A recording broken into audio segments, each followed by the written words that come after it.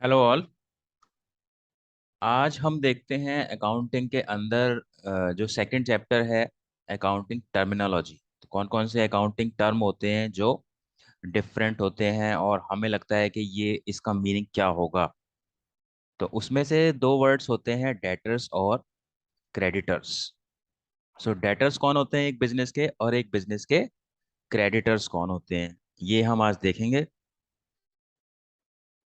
तो देखो, हमें एक चीज पता है कि जो हमारा बिजनेस है, हम क्या करते हैं, हम सामान खरीदते हैं और सामान बेचते हैं।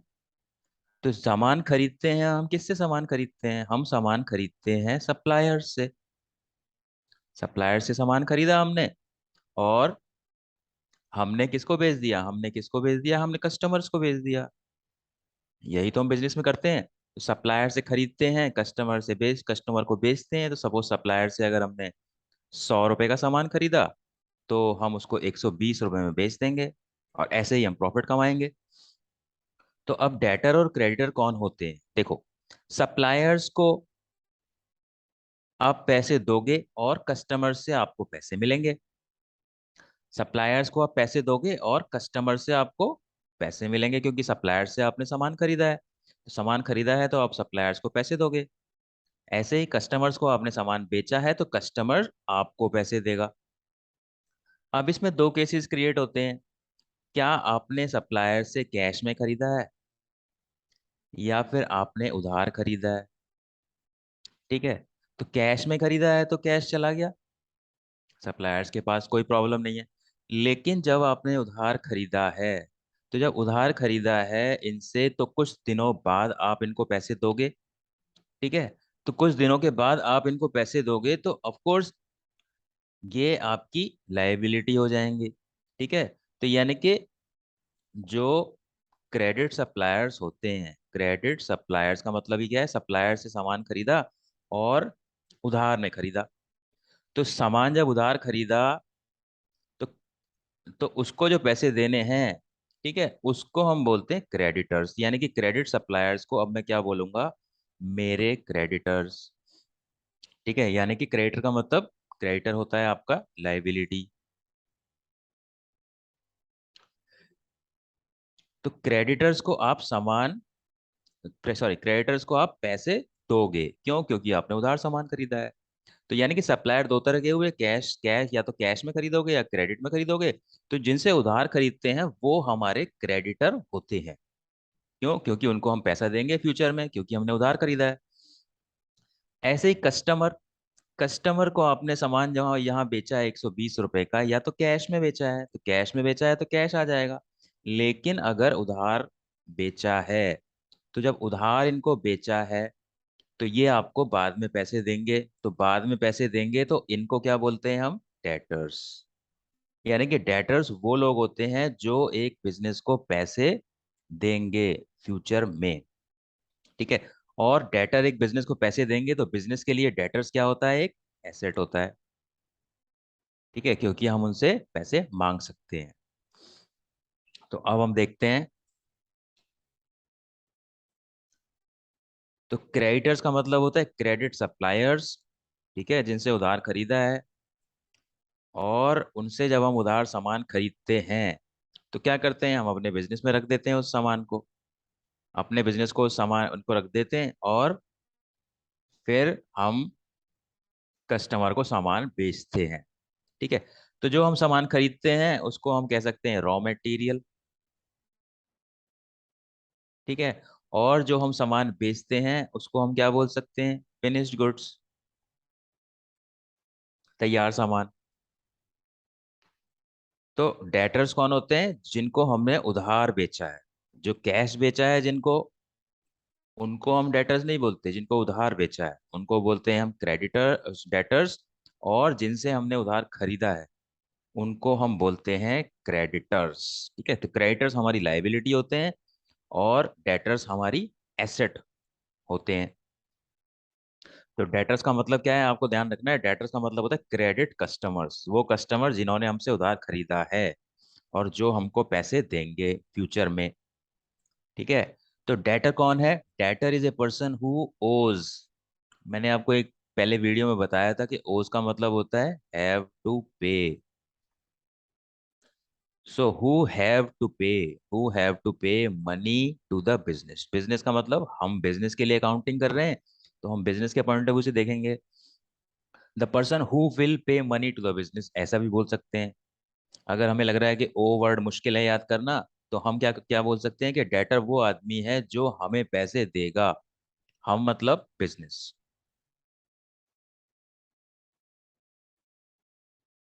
ऐसे ही एक होता है बिल रिसीवेबल। बिल रिसीवेबल क्या होता है, इसको बिल्स भी बोलते हैं। ठीक है। और एक बिल रिसीवेबल का चैप्टर था 11th में, जो कि हटा दिया गया है सिलेबस से। तो बिल रिसीवेबल क्या होते हैं, देखो डेटर्स हैं। डेटर्स को आपने सामान बेचा 1,000 रुपए का। ठीक है। अब क्या हुआ, और डेटर्स आ गए आपके पास सामान खरीदने। तो अब उनको आप जानते नहीं हो। जब उनको जानते नहीं हो तो क्या करोगे, आप उनको उधार देने में हेजिटेट करोगे। आपको कोई प्रूफ चाहिए कि भाई इनको जानते नहीं है, ये पैसे देंगे नहीं देंगे पता नहीं। तो जब पैसे देंगे नहीं देंगे कुछ पता नहीं है, तो हम क्या करेंगे उनको कि हमको एक डॉक्यूमेंट दो। उस डॉक्यूमेंट में लिखा होगा कि मैं आपको इतने पैसे इतने दिनों बाद दे दूंगा, और उस पर स्टैम्प वगैरह लगती है, तो उसकी लीगल वैलिडिटी होती है। ठीक है। अब लीगल वैलिडिटी होती है, तो उससे क्या फर्क पड़ता है कि अगर वो आदमी आपको पैसे नहीं देगा, तो आप उसको डॉक्यूमेंट को लेके कोर्ट में जा सकते हो, और आपको पैसे वहां से रिकवर करवा दिए जाएंगे कोर्ट के द्वारा। ठीक है। तो बिल रिसीवेबल कुछ नहीं है, बिल रिसीवेबल डेटर का ही पार्ट है। बिल रिसीवेबल डेटर का ही पार्ट है, यानी कि वो डेटर जिनको हम जानते नहीं है, और हम चाहते हैं कि कुछ हमें प्रूफ मिल जाए, ताकि हम श्योर हो जाएं कि हमारे पैसे आ जाएंगे फ्यूचर में, क्योंकि हम उसको जानते नहीं है। और बिजनेस में जो इतने लोग आते हैं सामान खरीदने, तो कुछ को जानते हैं, उनको तो हम दे सकते हैं बिना डॉक्यूमेंट के, लेकिन सबको थोड़ी दे सकते हैं। तो जिनको हम जानते नहीं है, उनको अगर हम उधार बेचेंगे, तो क्या करेंगे, हम उनसे एक बिल ले लेंगे। उस बिल को क्या बोला जाता है, बिल रिसीवेबल। और अगर वो बिल रिसीवेबल नहीं होते, सिर्फ उधार होते, तो हम उनको डेटर बोलते। ठीक है। तो कहने का मतलब ये है कि बिल रिसीवेबल डेटर से ही क्रिएट होते हैं, डेटर से ही निकल के बिल रिसीवेबल बन जाते हैं।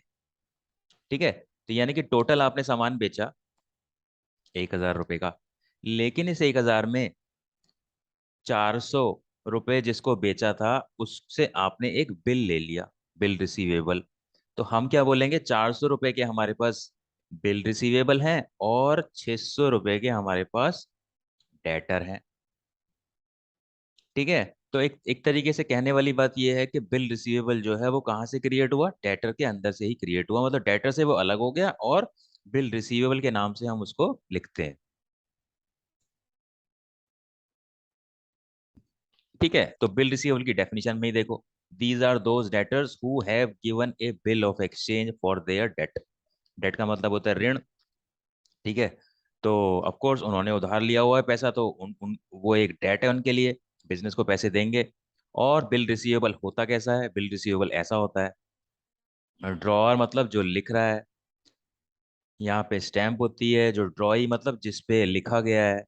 ठीक है। और ड्रॉई के साइन होंगे, यहाँ पे ड्रॉअर के साइन होंगे, प्लेस होगा, डेट होगा।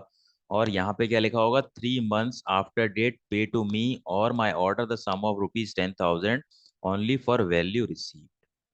तो इसमें लिखा हुआ है कि 3 महीने बाद मुझे इतने पैसे दे देना, जिसकी वैल्यू रिसीव हो गई है, मतलब जिसके अगेंस्ट कुछ सामान वगैरह जो भी है, वो इनको दे दिया गया है, बस पैसे लेने बाकी है। ठीक है।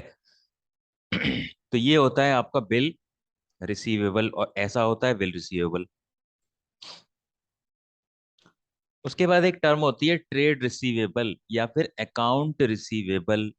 अकाउंट रिसीवेबल या ट्रेड रिसीवेबल कुछ नहीं होते, बस हम क्या करते हैं, डेटर्स और बीआर को मिला के हम बोलते हैं ट्रेड रिसीवेबल।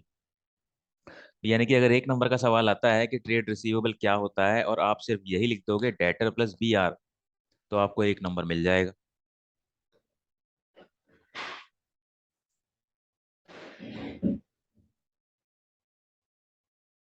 उसके बाद क्रेडिटर।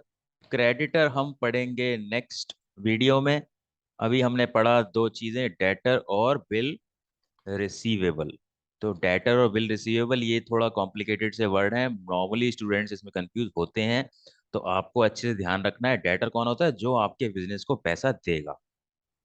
और बिल रिसीवेबल कौन होता है? जो आपके बिजनेस को पैसा देगा और उसने एक इसी चीज के लिए बिल लिख के दे दिया है आपको। ठीक है, तो ये थी डेफिनेशन डेटर्स और बिल रिसीवेबल की। And that is it for this video. Thank you.